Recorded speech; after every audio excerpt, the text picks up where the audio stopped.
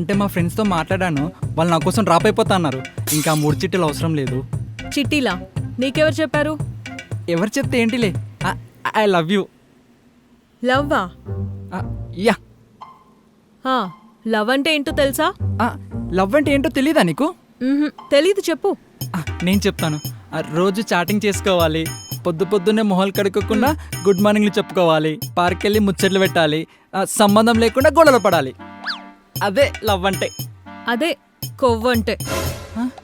నేను లవ్ అంటే నువ్వు కొవ్వంటావేంటి? సర్లే, ఈ ఫ్లవర్ తీసుకో. కొడితే చంప పగులుద్ది. పిచ్చా, ఎక్కడన్నా కొడితే చెంప పగులుతుందా?